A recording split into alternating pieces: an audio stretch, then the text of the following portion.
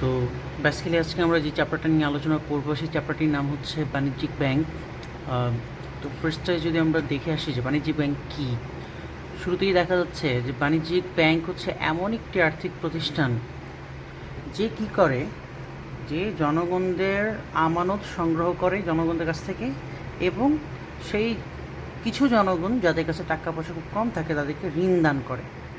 এখন যাদের কাছ থেকে সে আমানত সংগ্রহ করে তাদের সে আমানতের বিনিময়ে তাকে সুদ প্রদান করতে হয়, এবং যাদেরকে ব্যাংক ঋণ দিল তাদের কাছ থেকে ব্যাংক সুদ আদায় করে, এবং এই সুদ আদান প্রদান করার মাধ্যমে তারা মুনাফা অর্জন করে।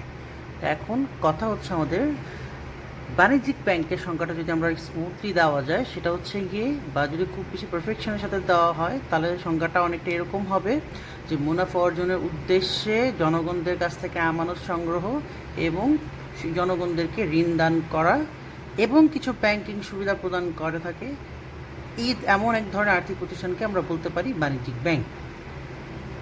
তার মানে কি হলো যে বাণিজ্যিক ব্যাংকের মূল উদ্দেশ্য হচ্ছে মুনাফা অর্জন করা, এবং সে কী কী কাজ করে, সে মুনাফা অর্জনের জন্য আমানত সংগ্রহ করে এবং ঋণ দান করে, তার বিপরীতে সুদ আদান প্রদান করে থাকে, এবং এছাড়াও ব্যাংকিং কিছু সুবিধা প্রদান করে থাকে, যেমন হতে পারে সেটা অর্থের নিরাপত্তা, পরামর্শ দেয়া, আরও বিভিন্ন কাজ হয়ে থাকে। সেই কাজগুলো সম্পর্কে আমরা একটু পরেই পাবো। সো আলটিমেটলি এটা হচ্ছে আমাদের বাণিজ্যিক ব্যাংক। এর পরের টপিকস হচ্ছে বাণিজ্যিক ব্যাংকের বৈশিষ্ট্য। এখন এখানে কিছু বাণিজ্যিক ব্যাংকের বৈশিষ্ট্যগুলোর মধ্যে সবার আগে দেখা যাচ্ছে এখানে আছে মুনাফা অর্জনের উদ্দেশ্য। যেহেতু আমরা জানি বাণিজ্যিক ব্যাংকের মূল উদ্দেশ্য হচ্ছে মুনাফা অর্জন করা, কেন? কজ এটি একটি কমার্শিয়াল প্রতিষ্ঠান, একটি কমার্শিয়াল ইনস্টিটিউশন। সো আলটিমেটলি তাদের মেন ব্যাপার বা মেন ফ্যাক্টর হচ্ছে গিয়ে to gain profit. Ultimately profit gain করা বা মুনাফা অর্জন করা হচ্ছে তাদের মূল উদ্দেশ্য, এবং এটাকে আমরা বলতে পারি তাদের মূল বৈশিষ্ট্য।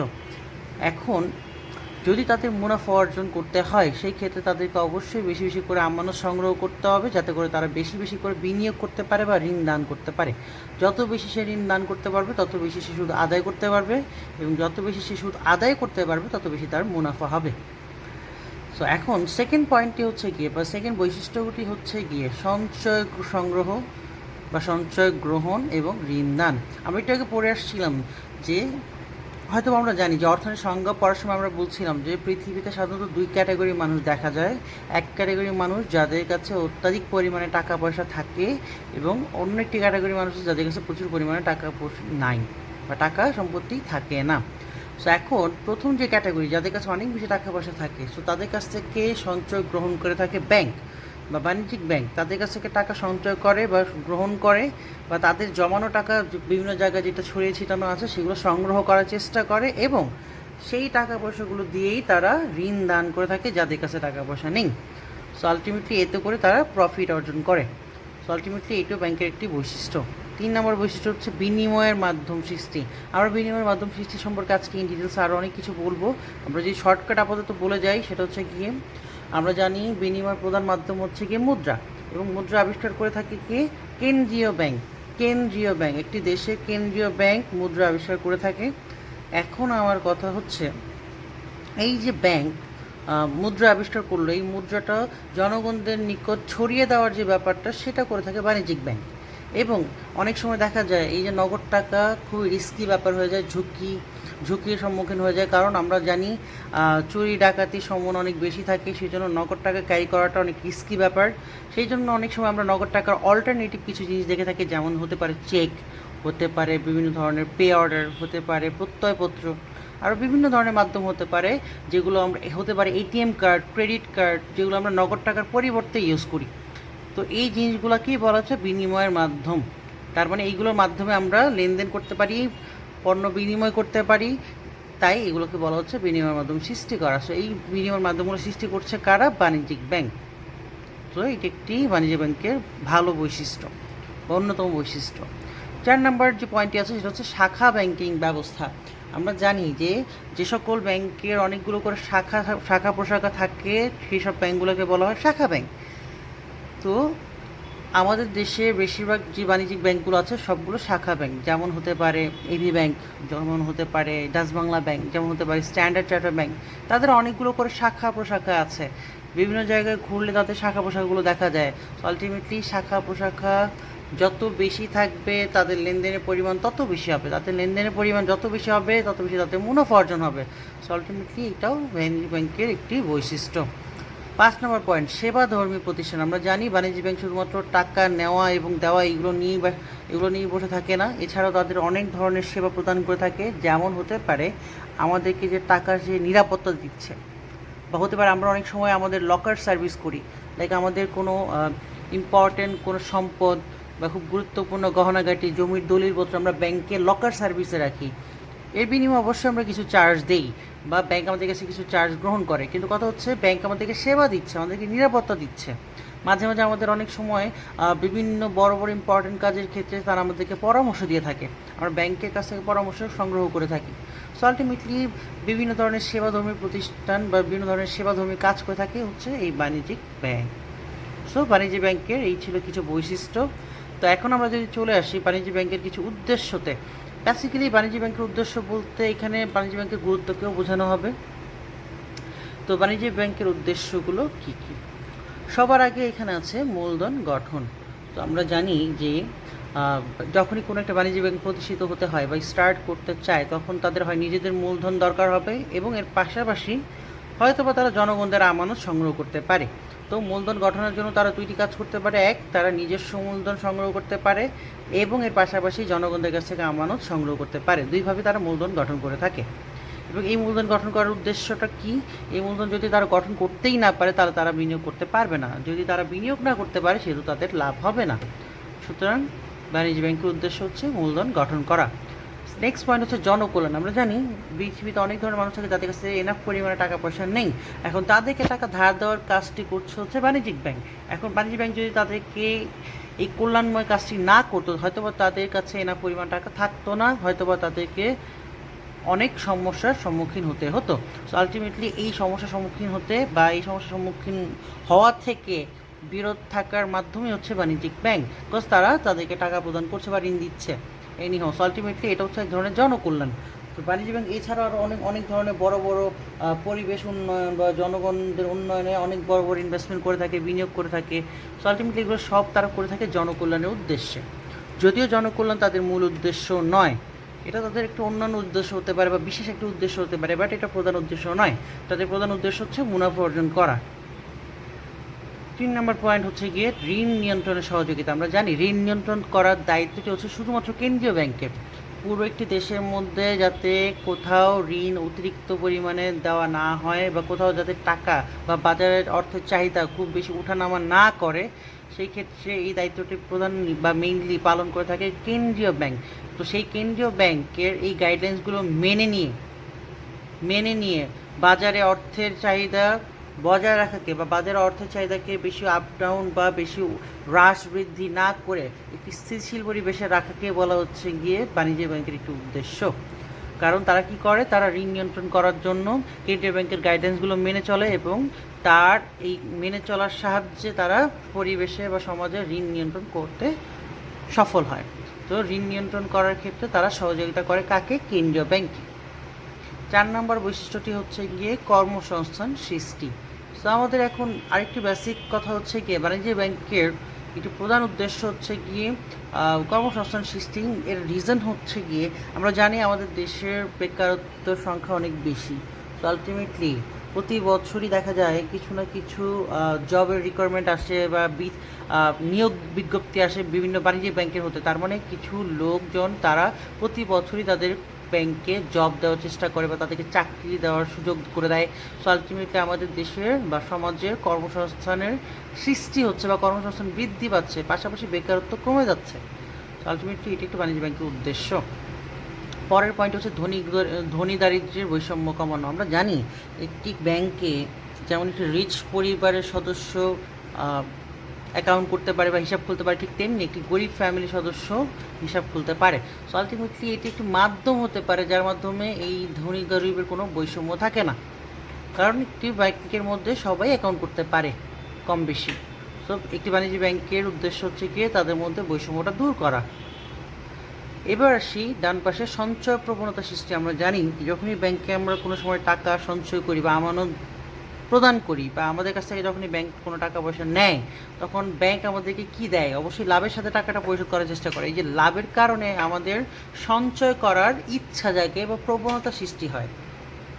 সো আলটিমেটলি এই যে আমরা টাকাটাকে সঞ্চয় করতেছি, কেন সঞ্চয় করতেছি, অবশ্যই এর পিছনে কিছু গেইন আছে, কিছু প্রফিট আছে। যদি প্রফিট নাই থাকতো তাহলে কেউ সঞ্চয় করতো না। সো আলটিমেটলি বাণিজ্যিক ব্যাংক আমাদেরকে সঞ্চয় প্রবণতা সৃষ্টি দেখাচ্ছে। সো আমাদের সঞ্চয়গুলো তারা আমাদের কাছ থেকে, ব্যাংক আমাদের কাছ থেকে সংগ্রহ করে এবং আমরা তাদের কাছ থেকে আমাদের সঞ্চয়কৃত আমানত সহ কিছু লাভের অংশ আদায় করে থাকি। তো আলটিমেটলি আমাদের সঞ্চয় প্রবণতার ইচ্ছা বা সঞ্চয় প্রবণতার যেই সঞ্চয় প্রবণতা করার যে ইচ্ছা শক্তি সেটা বৃদ্ধি পায়।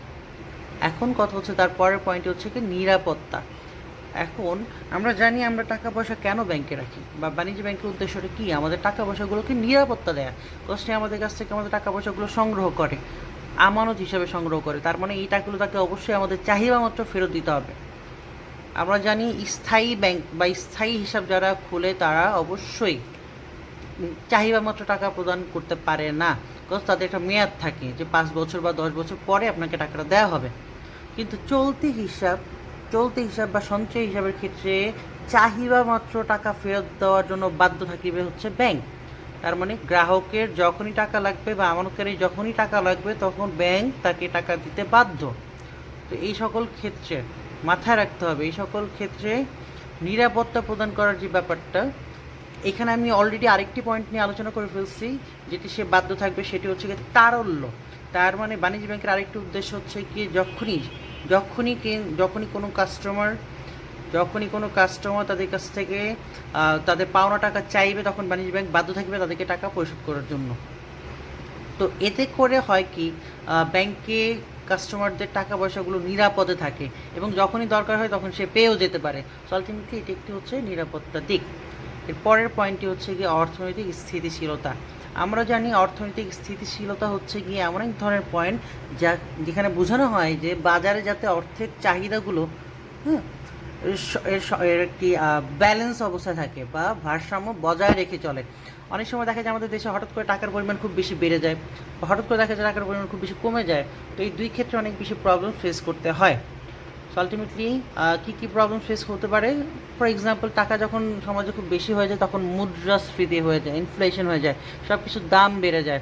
বা ঠিক একইভাবে যখন টাকার পয়সা খুব বেশি কমে যায় তখন বিক্রেতারা পণ্য বিক্রি করতে চায় না, কজ তাদের পণ্যের দাম এতই বেশি কমে যায় তাদের কোনো লাভ থাকে না। সো আলটিমেটলি তারা পণ্য বিক্রি করে না, আর পণ্য বিক্রি না করলে আমরা জনগণরা পণ্য পাই না বা পণ্যের ল্যাকিংস দেখা যায়। সো আলটিমেটলি বিভিন্ন কারণে অর্থের স্থিতিশীলতা বা অর্থনৈতিক স্থিতিশীলতা বজায় রাখা দরকার, এটি বাণিজ্য ব্যাংকের একটি উদ্দেশ্য। তো আমাদের পরের টপিকটা হচ্ছে গিয়ে বাণিজ্য ব্যাংকের কার্যাবলী। সো আলটিমেটলি এখানে অনেক ধরনের কার্যাবলী আমরা দেখব। বেসিক্যালি আমরা দুই ধরনের কার্যাবলী দেখে থাকি বাণিজ্য ব্যাংকের। একটি হচ্ছে তাদের প্রধান কার্যাবলী, যে কাজগুলো তাদের করতেই হয়, তার পাশাপাশি কিছু তাদের বিশেষ কার্যাবলী থাকে যেটা তারা করতেও পারে নাও করতে পারে। এখন ফার্স্ট অফ অল প্রধান কার্যগুলিগুলো আমরা দেখব। তো প্রথমে আছে আমানত সংগ্রহ করা এবং ঋণ প্রদান করা। আমরা জানি বেসিক্যালি এটা হচ্ছে তাদের সবচেয়ে বেশি প্রধান এবং মেইন যে কাজটা সেটা তার মধ্যে একটি। প্রথমত বাণিজ্যিক ব্যাংক টাকা পাবে কোত্থেকে? অবশ্যই যাদের কাছে টাকা আসে তাদের কাছ থেকে টাকা সংগ্রহ করবে, যাদের কাছে টাকা বেশি হয়ে থাকে তারা ব্যাংকে রাখে। তো ব্যাংকই করে তাদের কাছে টাকাটা সংগ্রহ করছে। তো এই সঞ্চয়টা সংগ্রহ করাটাকে আমরা বলছি আমানত সংগ্রহ করা। এবং তার বিনিময়ে তাকে কী দিতে হবে? সুদ দিতে হবে। তো ব্যাংক যাদের কাছ থেকে টাকা সংগ্রহ করছে ব্যাংক তাদেরকে কী দিচ্ছে? সুদ দিচ্ছে। এটা হচ্ছে তাদের প্রধান কাজ। পরের কাজ হচ্ছে ব্যাংক আমানত সংগ্রহ করার পরে কি করবে? ব্যাংক আমানত সংগ্রহ করার পর যাদের কাছে টাকা পয়সা নাই তাদেরকে খুঁজে বের করে তাদেরকে ঋণ দিবে। এখন তাদেরকে ঋণ দেওয়ার পর তাদের কাছ থেকে আবার সুদ আদায় করবে, কারণ সুদ আদায় করলেই তো ব্যাংকের প্রফিট হবে। সো আলটিমেটলি এটা তাদের দ্বিতীয় কাজ। এবং 3 নম্বর কাজ হচ্ছে ঋণ আমানত সৃষ্টি। এটা খুবই ভাইটাল পয়েন্ট, খুবই ইম্পর্টেন্ট পয়েন্ট, মাথায় রাখতে হবে। একটি বাণিজ্যিক ব্যাংক যখনই কোনো একটি লোকের কাছ থেকে টাকা সংগ্রহ করে সেই টাকাটাকে তারা ঋণ হিসাবে অন্য কাউকে দেয়। তো আলটিমেটলি যাকে সে ঋণ দিল, ফর এক্সাম্পল আমার ব্যাংকের থেকে লোন নেওয়া দরকার, সো আমি ব্যাংকের কাছে গিয়ে অ্যাপ্লাই করবো যে হ্যাঁ আমাকে টাকা লোন দেন। তো ব্যাংক আমাকে কী বলবে যে আমি তো আপনাকে চিনি না, ফার্স্ট অফ অল আপনি কী করেন, আপনি আমার ব্যাংকে একটি অ্যাকাউন্ট খুলেন, ফার্স্ট আপনি আমার একটা ব্যাংকে অ্যাকাউন্ট করেন, তারপরে আমরা দেখছি। সো আলটিমেটলি আমি কি করব, ব্যাংকে অ্যাকাউন্ট করব। তো ব্যাংকে অ্যাকাউন্ট করতে গেলে অবশ্যই আমাকে ব্যাংকে কিছু টাকা জমা রাখতে হবে, এবং সেই অ্যাকাউন্টের মাধ্যমেই সে আমাকে লোন দিবে, এবং সেই অ্যাকাউন্টে আমাকে টাকা আবার পরিশোধ করতে হবে। তো এর মাধ্যমে কী দাঁড়ালো, যে ব্যাংক আমাকে একটি অ্যাকাউন্ট খোলার মাধ্যমে সে আমার কাছ থেকে কিছু টাকা আদায় করে নিচ্ছে, যাকে আমরা বলছি ঋণের আমানত সৃষ্টি। কথাটাকে যদি আমি আবার বলি, তার মানে কি দাঁড়াচ্ছে, আমি ব্যাংকের কাছে টাকা ধার চাওয়ার জন্য গেলাম বা ধার নেওয়ার জন্য গেলাম। আমি ধার নেওয়ার জন্য অ্যাপ্লাই করার পর সে আমাকে বলল যে আমাকে ব্যাংকে একটা অ্যাকাউন্ট করতে হবে। তার ব্যাংকে আমি একটা অ্যাকাউন্ট করলাম, এবং এই অ্যাকাউন্ট করার পর সে আমাকে এই অ্যাকাউন্টেই টাকাটা ধার দিল এবং বলছে এই অ্যাকাউন্টের মাধ্যমে টাকাটা পরিশোধ করতে হবে। সো আলটিমেটলি এই অ্যাকাউন্টের মাধ্যমে আমার লেনদেনটি ফুলফিল হলো বা আমার লেনদেনটি কার্যক্রম হলো, এবং এর পাশাপাশি একটি অ্যাকাউন্ট খোলা হয়ে গেল, যার কারণে ব্যাংক আমার কাছে কিছু টাকা পাচ্ছে বা আমার কাছ থেকে কিছু টাকা সে আদায় করে নিচ্ছে। সো এটাকে বলা হয় ঋণ আমানত সৃষ্টি। ঋণের মাধ্যমে সে আমানত সৃষ্টি করলো। 4 নম্বর পয়েন্ট হচ্ছে বিনিময়ের মাধ্যম সৃষ্টি। আমরা বিনিময়ের মাধ্যম সৃষ্টি নিয়ে আজকে একটু বড় টপিকস আলোচনা করব পরে শেষ দিকে। তো বেসিক্যালি বিনিময়ের মাধ্যম সৃষ্টি বলতে বোঝাচ্ছি, আমাদের আগে একটা সময় বিনিময়ের মাধ্যম শুধুমাত্র ছিল মুদ্রা। তো এই মুদ্রা চলে যাওয়ার বা মুদ্রার বেশি নিরাপত্তাজনিত যে কারণটা, তার জন্য দেখা যাচ্ছে এখন অনেকেই ক্যাশ টাকা দিয়ে লেনদেন করতে পছন্দ করে না। তো ক্যাশ টাকার বিপরীতে তারা এটিএম কার্ড ইউজ করে, তারা ভিসা কার্ড ইউজ করে, তারা ক্রেডিট কার্ড ইউজ করে, হতে পারে তারা বিভিন্ন ধরনের পে অর্ডার ইউজ করে, তারা ব্যাংকের নিশ্চয়তাপত্র ইউজ করে, তারা প্রত্যয়পত্র ইউজ করে, এলসি ইউজ করে। তো বিভিন্ন কারণে যা দেখা যায় যে সবাই আমরা ক্যাশ টাকা থেকে বা ক্যাশ টাকায় ব্যবহার করা থেকে একটু দূরে আছি, কজ এটি একটি নিরাপদ না, ক্যাশ টাকা দিয়ে লেনদেন করাটা নিরাপদ না। তাই এই যে বাণিজ্যিক ব্যাংক যারা আছে তারা কি করে, চেক আবিষ্কার করে, তারা বিভিন্ন ধরনের বিল আবিষ্কার করে, এইগুলো হচ্ছে বিনিময়ের মাধ্যম সৃষ্টি। তো বিনিময়ের একটি নতুন মাধ্যম সৃষ্টি, নগদ টাকা ছাড়া যাতে আমরা অন্য মাধ্যমে লেনদেন করতে পারি। তারপরের পয়েন্টটি হচ্ছে গিয়ে ওসি হিসাবে কাজ। তারপরের পয়েন্টটি হচ্ছে গিয়ে ওসি হিসাবে কাজ। তো ওসি হিসাবে সে কী কাজ করে, বেসিক্যালি ওসি মানে হচ্ছে ট্রাস্টি। এখন আমার কথা হচ্ছে গিয়ে, আমরা অনেক সময় ব্যাংকে টাকা ধার রাখি বা ব্যাংকে টাকা জমা রাখি। তো ব্যাংকে টাকা জমা রাখি কী চিন্তা করি, যে ব্যাংক নির্দিষ্ট সময় পরে আমার টাকাটাকে ব্যবহার করে আমাকে লাভের অংশ দিবে। আমি তো আমার টাকাটা পরে ব্যাংকের কাছ থেকে নিবই, প্লাস আমি তাদের কাছ থেকে লাভ আদায় করব, এই আশা করে। তো আলটিমেটলি ব্যাংক কী করে, ব্যাংক আমাদের টাকাটাকে সুন্দরভাবে গোছালোভাবে এমন একটা জায়গায় বিনিয়োগ করে বা ঋণ দেয়, সেখান থেকে সুন্দর করে লাভ সংগ্রহের মাধ্যমে আবার আমাকে টাকাটা পরিশোধ করে ফেলে, এবং আমার টাকা পয়সা সে নিরাপত্তা প্রদান করে। তো আলটিমেটলি একটা ওসি হিসাবে কাজ করে বা ট্রাস্টি হিসাবে কাজ করে, যে আমরা ট্রাস্ট করে তাকে টাকাগুলো ধার দিলাম, এটার উপর বিশ্বাস রেখে সে সুন্দরভাবে টাকাটাকে বিনিয়োগ করে লাভের সাথে আবার আমাকে টাকাটা পরিশোধ করে দেয়। আলটিমেটলি এটা ওসি হিসাবে তার একটি দায়িত্ব। পরের পয়েন্ট হচ্ছে আমদানি রপ্তানিতে সাহায্য করা। এই পয়েন্টটি একটু সুন্দর করে বুঝতে হবে, আমদানি এবং রপ্তানিতে সাহায্য। নিচে একটি চিত্র দেওয়া আছে, বেসিক্যালি এটা হচ্ছে আমদানি রপ্তানি সাহায্যের একটি ছোট্ট ব্যাখ্যা। ধরে নিলাম বাংলাদেশ ইন্ডিয়াতে পোশাক রপ্তানি করতেছে, এবং ইন্ডিয়া বাংলাদেশে থেকে কি করতেছে, পোশাক আমদানি করতেছে। তার মানে ইন্ডিয়া ক্রয় করতেছে, বাংলাদেশ বিক্রি করতেছে। এখন প্রবলেমসটা হচ্ছে গিয়ে, আমরা যখনই পোশাক বিক্রি করব, আমরা তো আমাদের দেশে কি কারেন্সি, কি টাকা। তো আমাদের দরকার হচ্ছে টাকা, কিন্তু ইন্ডিয়াতে তো টাকা নেই, ইন্ডিয়াতে কি আছে, রুপি। তো এখানে একটা প্রবলেমস হয়ে গেল, আমার রুপির দরকার নেই, তার কাছে টাকা নেই, দুইটা প্রবলেমস হয়ে গেল। এখন এই ক্ষেত্রে আমদানিকারক মানে যে ক্রয় করবে, সে একটি বাণিজ্যিক ব্যাংকের সাথে লেনদেন করবে, সে একটি বাণিজ্যিক ব্যাংকের সাথে চুক্তি করবে। তো ওই যে ইন্ডিয়া একটা বাণিজ্যিক ব্যাংকের সাথে চুক্তি করতেছে, সেই চুক্তিটার নামই হচ্ছে গিয়ে প্রত্যয়পত্র। এবং এই চুক্তিপত্রে কী লেখা আছে, এই চুক্তিপত্রে লেখা আছে যে ব্যাংক যদি মানে আমাকে যদি আমদানিকারক যদি ঠিকভাবে টাকাটা পরিশোধ করতে না পারে, তো আমদানিকারকের পক্ষ থেকে ব্যাংক আমাকে সে টাকাগুলো পরিশোধ করবে। মানে ব্যাংক আমাকে একটি গ্যারান্টি পেপার দিল, ব্যাংক আমাকে প্রত্যয়পত্রের মাধ্যমে একটি নিশ্চয়তাপত্র দিল যে যদি আমদানিকারক আমাকে টাকা পরিশোধ করতে নাও পারে, তাহলে ব্যাংক তার হয়ে আমাকে টাকাটা পরিশোধ করে দিবে। তো এই যে চুক্তিটা করলো, এই চুক্তিপত্রের নামই হচ্ছে এলসি বা লেটার অফ ক্রেডিট বা প্রত্যয়পত্র বা প্রত্যয়নপত্র, যাই বলি। তো এই যে আমদানি রপ্তানির ক্ষেত্রে তাহলে সাহায্য করছে কে, ব্যাংক, বাণিজ্যিক ব্যাংক। একটা লোক আমদানি করতে পারতেছে না, একটা লোক রপ্তানি করতে পারতেছে না, কজ তাদের কী দরকার, প্রত্যয়নপত্র দরকার। এই প্রত্যয়নপত্র দিচ্ছে কে, আমদানি রপ্তানি করতে সাহায্য করার জন্য বাণিজ্যিক ব্যাংক। সুতরাং বাণিজ্য ব্যাংকের গুরুত্ব অনেক বেশি। বিনিময় বিল ভাঙানো, আমরা জানি অনেক সময় এখন বর্তমান দিনে অনেকে আমরা চেক দিই, অনেকে আমরা বিভিন্ন ধরনের বিল দিই। ফর এক্সাম্পল, আমার কাছে কেউ টাকা পায়, আমি তাকে মাঝে মাঝে চেক দিতে পারি, আমি তাকে বিল দিতে পারি, আমি তাকে পে অর্ডার দিতে পারি, বিভিন্ন মাধ্যমে আমি তার সাথে লেনদেন করতে পারি। তো এই যে বিলটা যে তাকে দিলাম, এখন সেই বিলটা ভাঙাবে কোথায়? তার তো ক্যাশ টাকা দরকার। সে ভাঙাবে কোথায় বিলগুলো? সে অবশ্যই ব্যাংকে গিয়ে ভাঙাবে। এই ব্যাংকে গিয়ে ভাঙানোটার জন্য অবশ্যই ব্যাংক তার কাছে কিছু চার্জ নেবে, বাট আলটিমেটলি তাকে তো ভাঙিয়ে দিল চেকটা বা বিনিয়োগ বিলটা, তাকে ভাঙিয়ে দিল। এই বিনিয়োগ বিলটা ভাঙানোর যে দায়িত্বটা পালন করলো কে? বাণিজ্যিক ব্যাংক। সো আলটিমেটলি বাণিজ্যিক ব্যাংকের এটি একটা গুরুত্বপূর্ণ কাজ। এর পরের দিকে ডান দিকে যদি আমরা কিছু কার্যাবলী দেখে থাকি, সেগুলো হচ্ছে বিশেষ এবং অন্যান্য কার্যাবলী। সেগুলো হচ্ছে বিশেষ এবং অন্যান্য কার্যাবলী। তো বিশেষ এবং অন্যান্য কার্যাবলীর মধ্যে সবার আগেই আছে হচ্ছে মূলধন বিনিয়োগ। আমরা জানি বিশেষ ধরনের আমরা বড় বড় জায়গায় কী করি? মূলধন বিনিয়োগ করে থাকি। যেমন আমরা ব্যাংকে বিনিয়োগ করে থাকি, ঠিক একইভাবে ব্যাংক আবার ওই টাকা পয়সাগুলো নিয়ে বড় বড় জায়গায় বিনিয়োগ করে থাকে, যাতে করে তারা পরবর্তীতে লাভ অর্জন করতে পারে। সো আলটিমেটলি মূলধন বিনিয়োগ করাটা তাদের একটি বিশেষ দায়িত্ব বা বিশেষ কার্যাবলী। অর্থ স্থানান্তর, অনেক সময় আমরা দেখা যায় আমরা ব্যাংকে আদেশ দিই যে আমাদের অ্যাকাউন্ট থেকে টাকাটা অন্য একটা অ্যাকাউন্টে ট্রান্সফার করার জন্য। তো ব্যাংক আমাদের হয়ে কাজটা করে দেয় যে আমাদের ব্যাংকের অ্যাকাউন্ট থেকে সে টাকাটা ট্রান্সফার করে অন্য কোনো অ্যাকাউন্টে, অন্য কোনো ব্যাংকে হতে পারে। তো আলটিমেটলি এই দায়িত্বটা যেহেতু সে পালন করছে, সেইটি তার একটা বিশেষ কার্যাবলী বা বিশেষ দায়িত্ব, যাকে বলছি আমরা অর্থ স্থানান্তর। পরামর্শদাতা, আমাদের অনেক সময় দেখা যায় আমাদের কাছে অনেক টাকা পয়সা থাকে, কিন্তু আমরা বুঝতে পারি না যে টাকাটা কোথায় বিনিয়োগ করলে ভালো হবে। তো আলটিমেটলি আমরা কাদের পরামর্শ সংগ্রহ করি? আমরা বাণিজ্যিক ব্যাংকের পরামর্শ সংগ্রহ করি অনেক সময়। তো আলটিমেটলি আমরা তাদের কাছে যাই কনসালটেন্সি, বা তাদের কাছ থেকে আমরা পুরো ব্যাপারটাকে ক্লিয়ার হই যে আসলে কোথায় কোথায় টাকা বিনিয়োগ করলে লাভজনক হতে পারে, বা কোথায় টাকা বিনিয়োগ না করা উচিত। তো এই ব্যাপারগুলো সে আমাকে পরামর্শ দিয়ে থাকে, সাজেশন দিয়ে থাকে। সো আলটিমেটলি এটা তার একটি বিশেষ দায়িত্ব। লাস্ট পয়েন্ট হচ্ছে গিয়ে কৃষি উন্নয়ন বা শিল্প উন্নয়ন, অনেক ধরনের পয়েন্ট থাকে। বেসিক্যালি এইগুলো হচ্ছে গিয়ে একটি বিশেষ দিক। আমরা অনেক সময় দেখা যায় যে কৃষি উন্নয়নের জন্য বা অনেক ধরনের, যেমন কৃষি ব্যাংক কী করে? কৃষি পণ্য উন্নয়নের জন্য বা কৃষি কাজের সাথে জড়িত যত ধরনের কাজ কৃষিকাজের সাথে জড়িত যে ধরনের কাজগুলো আছে বা যে ধরনের ধাপগুলো আছে, এইগুলো পুরোপুরি দায়িত্বের সাথে পালন করাটা হচ্ছে গিয়ে এক ধরনের বিশেষ কাজ। সেটা হচ্ছে বাণিজ্যিক ব্যাংকের। কেমন বাণিজ্যিক ব্যাংক? যেমন কৃষি উন্নয়ন করে থাকে সাধারণত কৃষি ব্যাংক।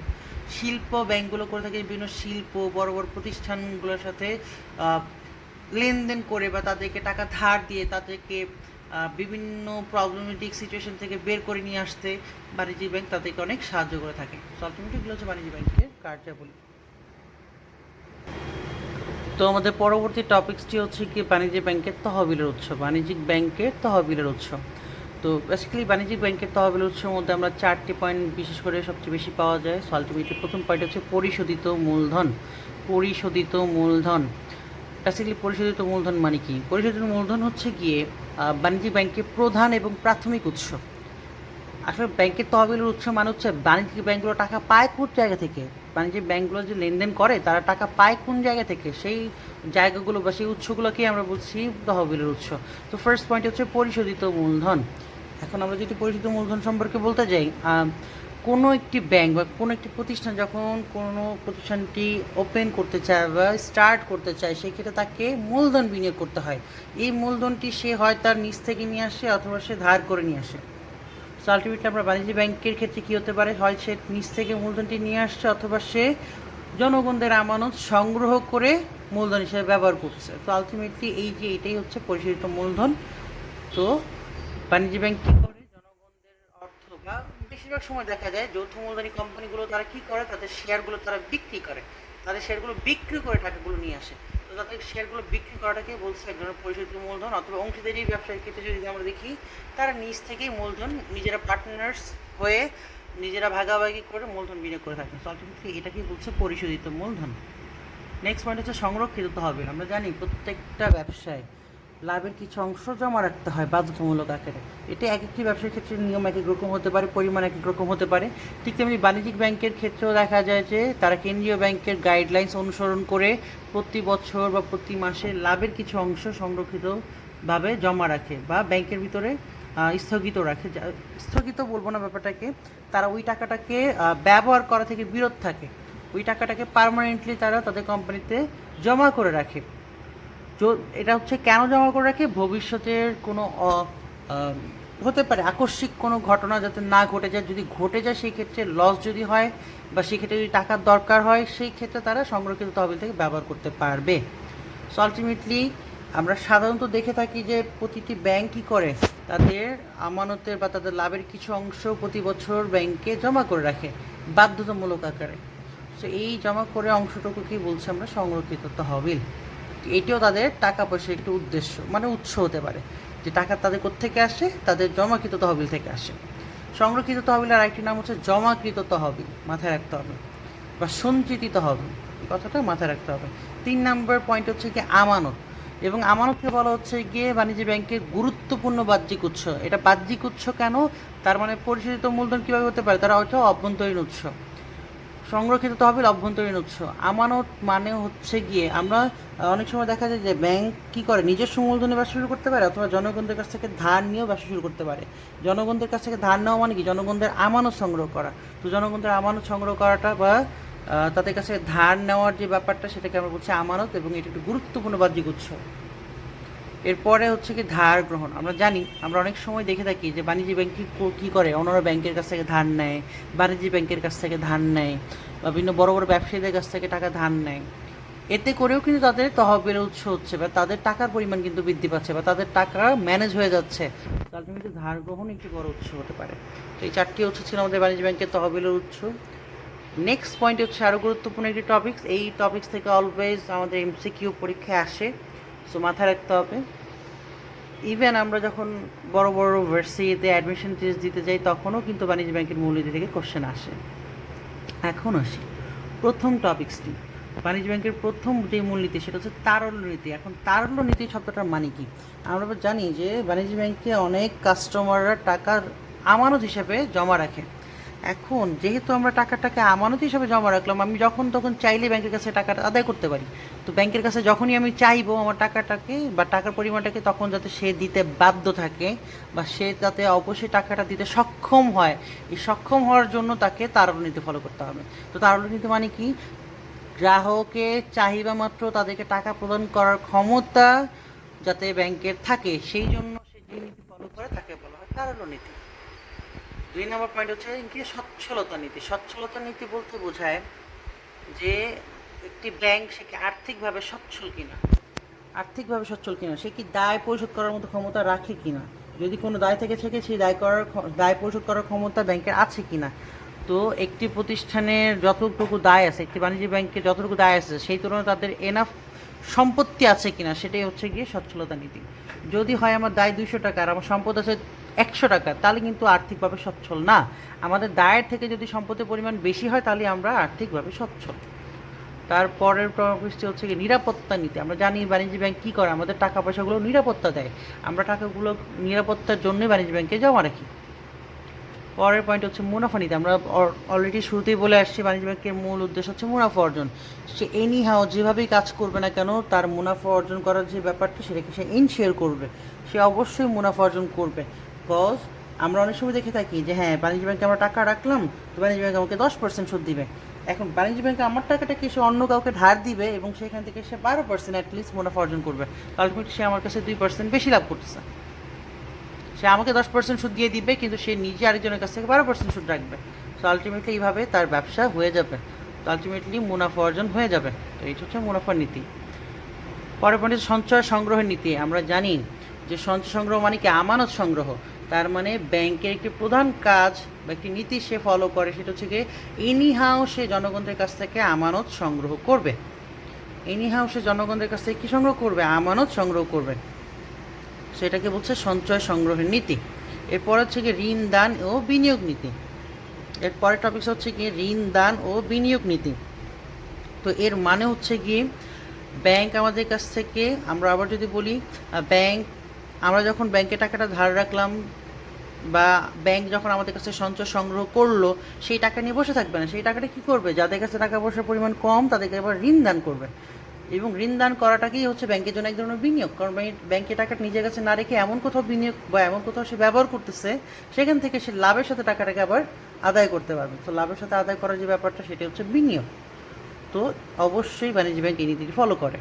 পরের পয়েন্ট হচ্ছে দক্ষতা নীতি। আর বেসিক্যালি ব্যাংকের ক্ষেত্রে দক্ষতা নীতি বলতে বোঝায় অল্প সময়, আবার যদি বলি অল্প সময়ে অল্প কিছু টাকা বা অল্প খরচ ব্যয় করে, বা অল্প টাকা ব্যয় করে লাভের পরিমাণ দেখাটাকে বা সেটাকে বলছি আমরা দক্ষতা নীতি। আবার যদি বলি একটি ব্যাংক যখন অল্প সময়ে এবং অল্প খরচ করে পর্যাপ্ত পরিমাণে মুনাফা অর্জন করতে পারে বা ব্যবসা পরিচালনা করতে পারে, তখন সেটাকে আমরা বলছি দক্ষতা নীতি।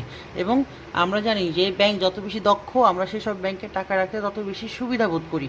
বিকজ দক্ষতা যদি না থাকে তাহলে সেই ক্ষেত্রে ব্যাংক লস করবে এবং সেটা আমরা চাই না। তো এর পরের পয়েন্ট হচ্ছে কি সেবার নীতি। তো ব্যাংক আমাদেরকে শুধু টাকা আদান প্রদানই করে থাকে না, এছাড়া সে বিভিন্ন ধরনের সেবা আমাদেরকে প্রদান করে থাকে। সে আমাদেরকে চেক বই ব্যবহার করার পারমিশন দেয়, সে আমাদেরকে লকার সার্ভিসের পারমিশন দেয়। তো বাণিজ্যিক ব্যাংক আমাদেরকে টাকা অর্থ স্থানান্তর করার সুযোগ করে দেয়।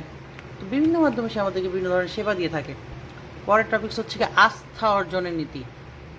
বেসিক্যালি আমরা যখন ব্যাংকে কোনো অ্যাকাউন্ট করে থাকি তখন আমাদের সম্পর্কে ব্যাংক কিছু ইনফরমেশন কালেক্ট করে। ঠিক একইভাবে আমরা যখন কোনো একটি ব্যাংকে অ্যাকাউন্ট করতে যাই, ব্যাংকের সম্পর্কে আমরা অনেক ইনফরমেশন কালেক্ট করার পরেই যাই ব্যাংকের কতগুলো ভালো দিক আছে, খারাপ দিক আছে, সব কিছু দেখেই আমরা সে ব্যাংকে টাকা জমা রাখি বা আমানত গ্রহণ করার ব্যবস্থা করি বা আমরা আমাদের টাকা বিনিয়োগ করার ব্যবস্থা করি। সো আলটিমেটলি এখানে আস্থা অবশ্যই থাকতে হবে, আস্থা এবং অবশ্যই থাকতে হবে। কারণ যদি ট্রাস্টের ব্যাপারটা যদি না থাকে সেই ক্ষেত্রে কিন্তু অবশ্যই লেনদেনটি ভালো হবে না। সো সেই ক্ষেত্রে আস্থা অর্জনের জন্য ব্যাংকই করে তাদের সুনামটা ধরে রাখে, বিশেষ করে তাদের সুনাম ধরে রাখে। যদি তাদের সুনাম বেশি ভালো থাকে সেসব কোম্পানিকে আমরা বেশি বিশ্বাস করি, আস্থা রাখি সেসব কোম্পানিদের উপরে। তো আলটিমেটলি এখানে আস্থা অর্জনের নীতিটাও থাকবে এবং সুনামের নীতিও থাকবে। তার মানে কি, যেই কোম্পানির সুনাম যত বেশি আমরা সেই কোম্পানিতে তত বেশি বিনিয়োগ করার চেষ্টা করি। ঠিক একইভাবে যে কোম্পানির, আবার যদি বলি, যে কোম্পানির যত বেশি সুনাম বা যত বেশি তাদের পারফরমেন্স ভালো, আমরা সেই কোম্পানিদের উপরে বেশি আস্থা রাখি। এটা সাইকোলজিক্যাল ব্যাপার। আলটিমেটলি আস্থা অর্জনের নীতি তারা ফলো করে। গোপনীয়তা নীতি। আমরা অনেক সময় ব্যাংকে অ্যাকাউন্ট করার সময় ব্যাংক আমাদেরকে আমাদের ব্যাংকের পাসওয়ার্ড দিয়ে থাকে, আমাদের চেক বই দিয়ে থাকে, এটিএম কার্ড দিয়ে থাকে, এটিএম কার্ডের পাসওয়ার্ড থাকে, পিনকোড থাকে। সো আলটিমেটলি অনেক ব্যাপার আছে যেগুলো আমরা চাই ব্যাংক যাতে গোপন রাখে, এবং ব্যাংক এই ইনফরমেশনগুলো অবশ্যই গোপন রাখে আমাদের হয়ে। বিকজ আমাদের ইনফরমেশনগুলো যদি এখন অন্য কেউ জেনে যায় তাহলে অবশ্যই আমাদের অ্যাকাউন্টগুলো বা হিসাবগুলো আর সিকিউর থাকলো না বা নিরাপদ থাকলো না। সো আলটিমেটলি আমাদের ইনফরমেশনগুলো গোপন রাখার দায়িত্ব হচ্ছে কি ব্যাংকের। ব্যাংক এই নীতিটি ফলো করে। আধুনিকায়নের নীতি। আমাদের এই বর্তমান যুগে দেখা যাচ্ছে যে ব্যাংক যত বেশি আমাদেরকে সেবা দিচ্ছে বা যেই সব ব্যাংক যত বেশি আধুনিক, ইন্টারনেট টেকনোলজি বিভিন্ন দিক থেকে যত বেশি আধুনিক, আমরা সেসব ব্যাংকে টাকা রাখতে বেশি পছন্দ করি। তো আলটিমেটলি আধুনিকরণের নীতি ফলো করা হচ্ছে কি বাণিজ্য ব্যাংকের এক ধরনের মূলনীতি। প্রচারের নীতি। আমরা অনেক সময় দেখি আমাদের ব্যাংক বা আমরা কোনো একটি ব্যাংক যদি ওপেন করি, আমরা মানুষের কাছে পরিচিতি পাবো কিভাবে? অবশ্যই বেশি বেশি করে প্রচার করতে হবে, মার্কেটিং করতে হবে, অ্যাডভার্টাইজমেন্ট করতে হবে। যদি আমরা এই কাজটাকে খুব বেশি বেশি আকারে করে থাকি সেই ক্ষেত্রে শুধুমাত্র আমাদের প্রচারটা বাড়বে, যাতে করে বেশিরভাগ মানুষ আমাদের সম্পর্কে জানবে, এবং আমাদের সম্পর্কে জানার পরেই তো তারা আমাদের ব্যাংকে টাকা রাখার জন্য অ্যাটলিস্ট ভাববে। তারা ওই ব্যাংকে টাকা রাখার জন্য অ্যাটলিস্ট ভাববে। তো প্রচারই প্রসার, একটা কথা থাকে যে প্রচারই প্রসার। তো যত বেশি প্রচার করা হবে তো তত বেশি আমাদের ইনফরমেশনগুলো অন্য মানুষদের কাছে যাবে বা ব্যাংকের ইনফরমেশনগুলো আমাদের কাছে আসবে। এই ছিল প্রচারের নীতি। সুনাম নীতি অলরেডি আমরা বলে ফেলছি। লাস্ট পয়েন্ট হচ্ছে অবস্থানের নীতি। আমরা জানি কোনো একটি ব্যাংক স্টার্ট করতে গেলে বা যে কোনো একটি ব্যবসা প্রতিষ্ঠান স্টার্ট করতে গেলে অবস্থান বা যেই লোকেশনে সে ব্যবসা প্রতিষ্ঠানটি প্রতিষ্ঠিত করতে চায় সেই জায়গাটার গুরুত্ব অনেক বেশি। বিকজ যদি একটি ভালো জায়গায় যদি এই ব্যবসাটি স্টার্ট করা যায় সেক্ষেত্রে ব্যবসাটি চলার সম্ভাবনা বেশি থাকে, ভালো থাকে। ফর এক্সাম্পল আমরা এখন দেখছি যে শেরে বাংলা রোড বা গভর্নমেন্ট গার্লস স্কুল রোডের সামনে অনেকগুলো রেস্টুরেন্ট হয়ে গেছে। এর কারণ কি, এই এলাকাটা এখন খুব বেশি মোটামুটি ভালো এবং ফুডজনিত এলাকা হয়ে গেছে। আশেপাশে অনেকগুলো রেস্টুরেন্ট এবং প্রত্যেকটা রেস্টুরেন্ট কম বেশি ভালো বিজনেস করতেছে। সো আলটিমেটলি অনেক দূর থেকেও হলেও মানুষ এখানে আসে, বিকজ এটা একটা অবস্থানগত একটা ফ্যাক্ট আছে। বা আমরা যদি চিন্তা করি নারায়ণগঞ্জের মধ্যে জামতলার এখানে জায়গার দামগুলো সবচেয়ে বেশি, এর কারণ কি, এটা অবস্থানের কারণে। তো আলটিমেটলি অবস্থানের নীতিটি ফলো করতে হয়। বা ব্যাংক কোনো জায়গায় ব্যবসা করতে চাইলে সেই এলাকার অবশ্যই অবস্থান সম্পর্কে তাকে জানতে হবে। লোকেশনাল ইম্পর্টেন্স অনেক বেশি। এই ছিল আমাদের বাণিজ্য ব্যাংকের কিছু মূলনীতি।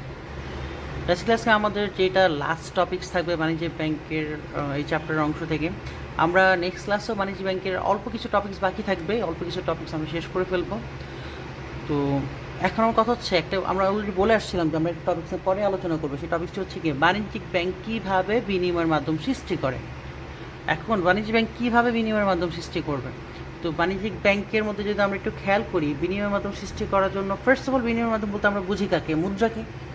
ফার্স্ট অফ অল আমরা বিনিময় মাধ্যম বলতে বুঝি কাকে? মুদ্রাকে। এখন মুদ্রা বা ক্যাশ টাকাটা অনেক সময় আমাদের জন্য ঝুঁকির কারণ হয়ে থাকে, অনেক বেশি রিস্ক হয়ে থাকে।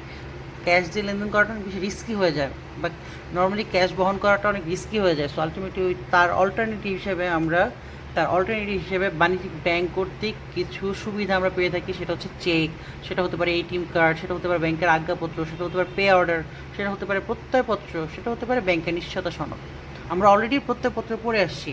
আমদানি রপ্তানির ক্ষেত্রে যে সাহায্য করে বাণিজ্যিক ব্যাংক, সেটাই হচ্ছে প্রত্যয়পত্র বা এলসি। অলরেডি আমরা এটা দেখে আসছি। আমরা বাকি পয়েন্টগুলো নিয়ে এখন একটু আলোচনা করব। প্রথমত হচ্ছে চেক। তো চেক বেসিক্যালি হচ্ছে আমার একটি হস্তান্তরযোগ্য বিনিময় বিল। চেক মানে কি? একটা বিল, একটা কাগজ, যেটা কি করে একটা পক্ষ অপর পক্ষকে দিয়ে থাকে। আবার যদি বলি, চেক হচ্ছে এমন একটা মাধ্যম, তো চেকের যে মালিক সে তার পাওনাদারকে টাকা পরিশোধ করার জন্য চেক দিয়ে থাকে এবং চেকের মধ্যে তার নাম দেওয়া থাকে। সো আলটিমেটলি এই কাজটি নগদ টাকা বা ক্যাশ টাকা বহন করার থেকে অনেক সহজ এবং অনেক বেশি কম ঝুঁকিপূর্ণ। তো এইসব ক্ষেত্রে চেক দিয়ে বিনিময় করা যায় এবং এটি হচ্ছে একটি মাধ্যম।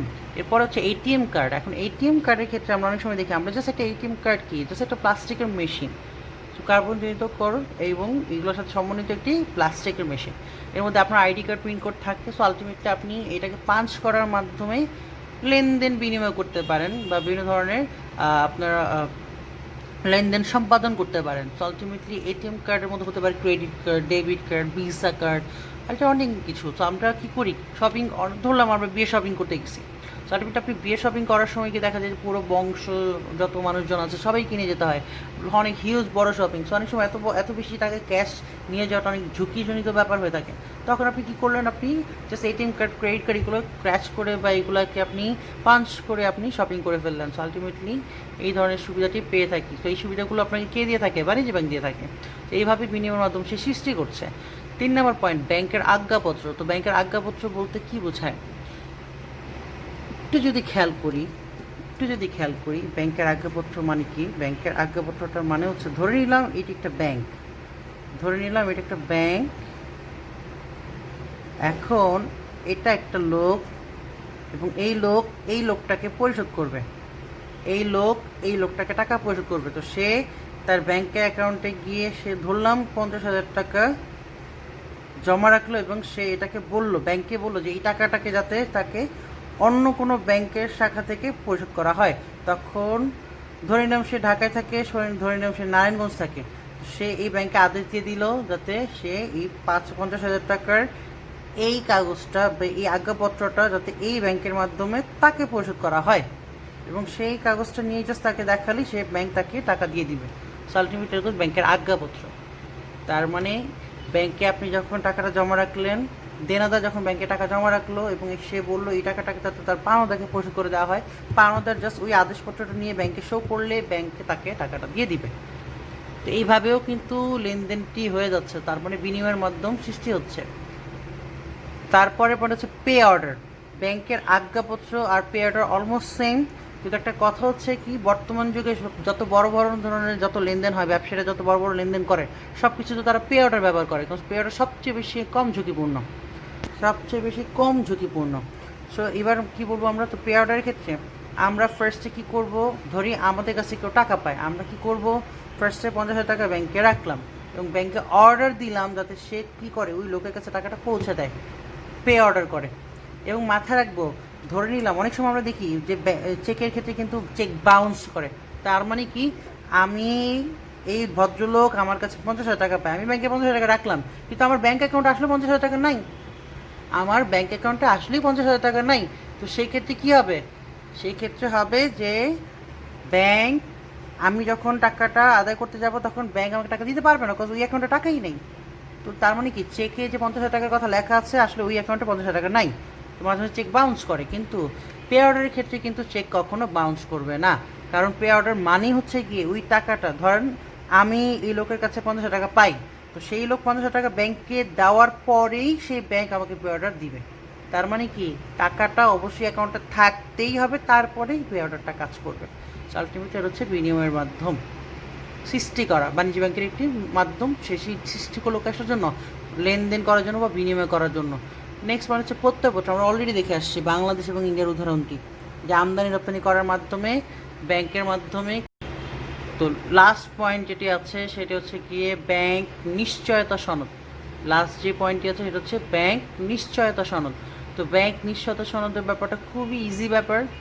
ব্যাংক নিশ্চয়তা দিয়ে থাকে, তার মানে কি অনেক সময় আমরা দেখে থাকি, যেমন ফর এক্সাম্পল আমি এই লোকের কাছে টাকা পাই, এই লোক ব্যাংকে টাকা রাখলো এবং এই লোক ব্যাংকে আদেশ দিল যে আমাকে তাদের টাকাটা পরিশোধ করে দেয়। এখন কথা হচ্ছে গিয়ে এই লোকের কাছে কথার কথা, যদি এই লোক আমাকে টাকা কোনোভাবে পরিশোধ করতে নাও পারে, ফর এক্সাম্পল এই লোক যদি আমাকে টাকা পরিশোধ করতে নাও পারে, তার হয়ে ব্যাংক আমাকে নিশ্চয়তা দিচ্ছে যে ব্যাংক আমাকে টাকা দিয়ে দিবে। তার মানে এই লোক ব্যাংকে যদি টাকা নাও থাকে তাহলে তো সে আমাকে পরিশোধ করতে পারবে না, কিন্তু তারপরও ব্যাংক আমাকে টাকাটা পরিশোধ করে দিবে। অন্য কোনো মাধ্যমে হলেও ব্যাংক আমাকে টাকা পরিশোধ করে দিবে, এই নিশ্চয়তা ব্যাংক আমাকে দিল, সেটাকে বলছে ব্যাংক নিশ্চয়তাপত্র। আলটিমেটলি আমাদের বেসিক আজকের এই টপিকটা হচ্ছে এই পর্যন্তই, আমাদের আজকে চ্যাপ্টারটা এই পর্যন্তই। আমরা নেক্সট ক্লাসে এই চ্যাপ্টার রিলেটেড আর অল্প কিছু টপিকস পড়বো, দেন চ্যাপ্টারটা শেষ হয়ে যাবে। তো আজকে আমরা এই পর্যন্তই রাখি। আল্লাহ হাফিজ।